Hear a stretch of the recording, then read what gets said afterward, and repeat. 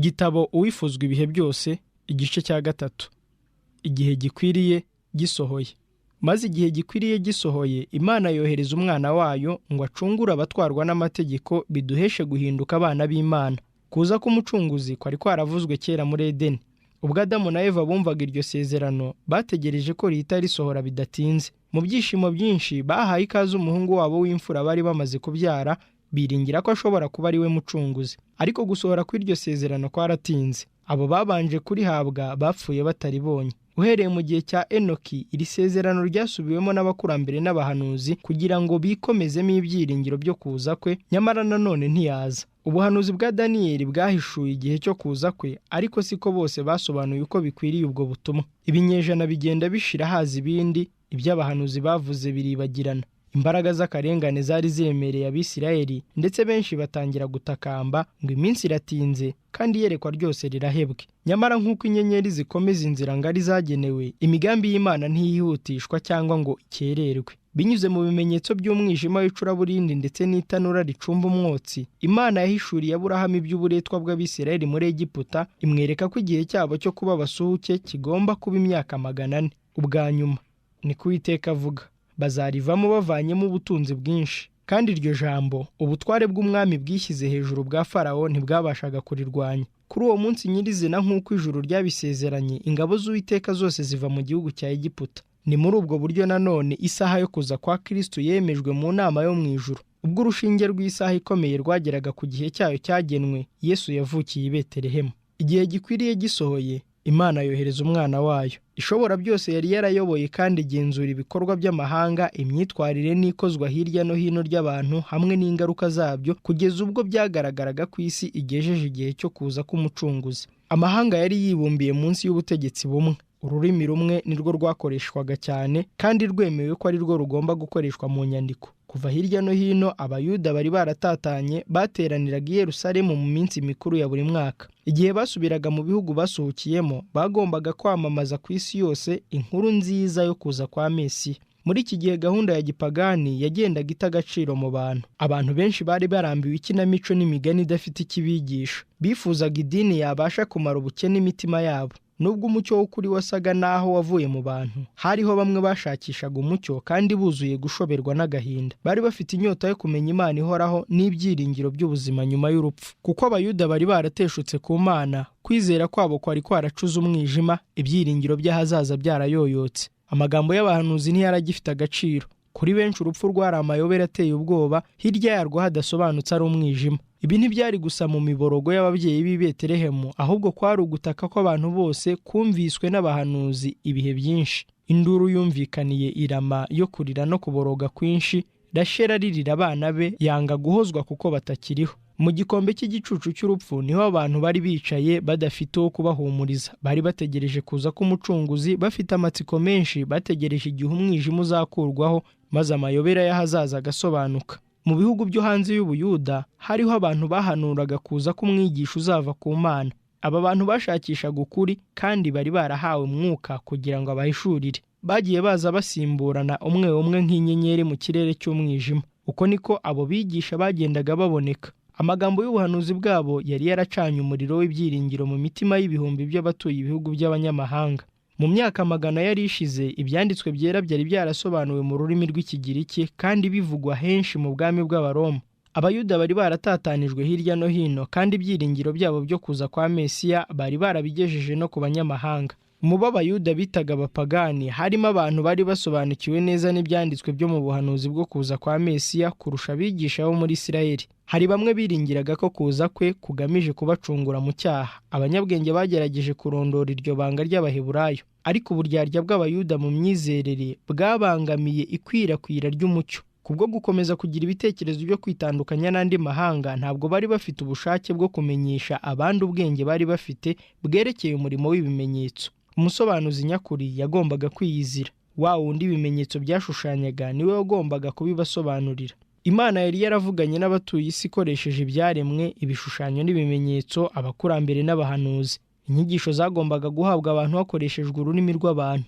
Intumwa y'isezerano yagombaga kuvuga. Ijwi rye ryagombaga kumvikana mu rusengero rwe. Kristo yagombaga kuza agashyira ku mugaragaro amagambo ye, abantu bakayamenya kandi bakayasobanukirwa. We nkomoko y'ukuri yagombaga gutandukanya ukuri n'amagambo y'amanjwe yavugwaga n'abantu yari yarahindutse adafite umumaro. Ishingiro ry'ubutegetsi bw'Imana na gahunda yo gucungurwa byagombaga gusobanurirwa abantu neza. Ibyigisho byo mu isezerano rya kera byagombaga gusobanurirwa abantu uko byakabaye. Mu Bayuda harimo abantu bashikamye bakomokaga muri rwa rubyaro rwera rwari rukirangwamo kumenya Imana. Aba nabo bari bategereje isezerano ryasezeraniwe ba sekuruza. Bakomezaga kwizera kwabo bishingikirije ku byavuzwe na Mose agira ati, Umwami Imana izabahagurukiriza umuhanuzi muri bene wanyu umeze nkanjye, nuko muzamwumvire mu byo azababwira byose. Kandi bari barasomye uko Imana izamusukaho amavuta ngo abwirize abagwaneza ubutumwa bwiza, kuvura abafite imvune mu mitima no kumenyesha imbohe ko zibohowe no kumenyesha abantu umwaka w'imbabazi. Bari baranasomye uko azasohoreza gukiranuka mu isi, uko n'ibirwa bizategereza amategeko ye, uko abanyamahanga bazasanga umucyo we n'abami bazamusanga abyukanye kurabagirana. Amagambo ya Yakobo ajya gupfa yabujuje ibyiringiro. Inkoni y'ubwami ntizava kuri Yuda, inkoni y'ubutware ntizava hagati y'ibirenge bye, nyirayo ataraza.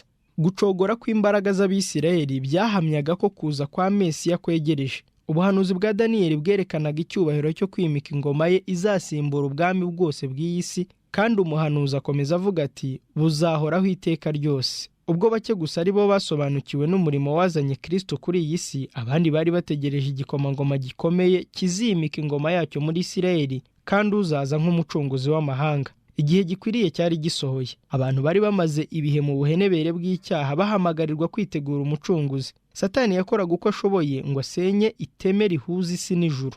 Mu binyoma bye, Satani yari yarahejeje umuntu mu byaha. Wari umugambi we kumanura abantu ku Mana ngo asibanganye urukundo Imana ifitiye abantu, kugira ngo Imana ibe yarekera isi munsi y'ubutware bwa Satani. Satani icyo yashakaga ni uko abantu bibagirwa Imana ngo bateshuke inzira yayo maze bayoboke ubwami bwe. Guharanira kwishyira hejuru kwe byasaga naho bitsinze. Ni iby'ukuri ko buri gihe Imana igira abayihagararira. Ndetse no mu bapagani hari abo Kristo yakoresheje kugira ngo avane abantu mu isayo y'ibyaha. Ariko aba bantu barasuzuguwe ndetse barangwa. Benshi muri bo baratotejwe ndetse baricwa. Igicucu cy'umwijima wa Satani cyari gitwikiriye isi cyagendaga kirushaho kwijima. Akoresheje ubupagani, Satani yamaze igihe kinini ayobya abantu kugira ngo abakure ku Mana, ariko cyane ukunesha kwe kwagaragariye mu kugoreka imyizerere y'Abisirayeli. Mu gutekereza no kuramya bakurikije uko bibwira, abapagani bari barabuze inzira yo kumenya Imana kandi barushaho kuba babi cyane. N'Abisirayeli nabo nuko byabagendekeye.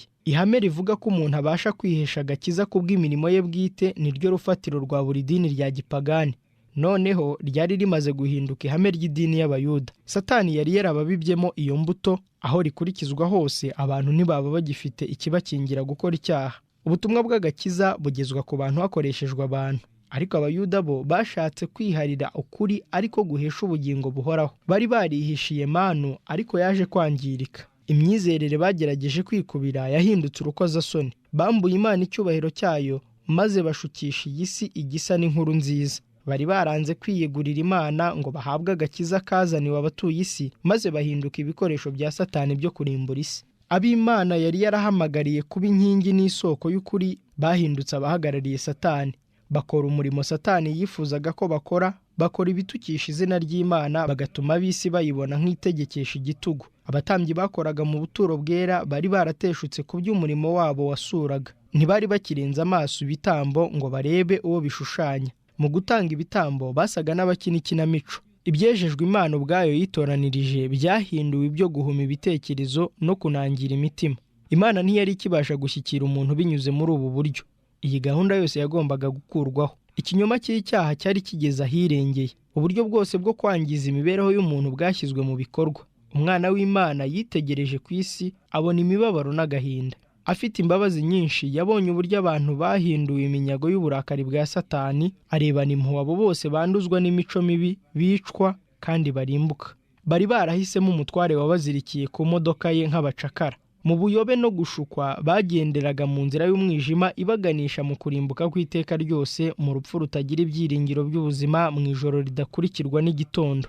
Ingabo za Satani zari zifatanije n'abantu. Imibiri y'abantu yagenewe kuba ubuturo bw'Imana yari yarahindutse ubuturo bw'abadayimoni. imbaraga z'umubiri zumva zikabakaba, zigira ibyifuzo. Ingingo z'umubiri w'umuntu zakoreshwaga n'imbaraga idasanzwe mu kwitabira kwifuza ibidafite umumaro. Ikimenyetso cy'abadayimoni cyahatiwe kuba mu ruhanga rw'abantu. Imibereho y'abantu yagaragazaga ikimenyetso cy'ingabo z'icyaha cyari cyarababase. Abameze nk'abo nibo umucunguzi w'isi yifuza kwakira. Mbega uko bisa kugira ngo umuziranenge uhoraho yitegereze ibyo!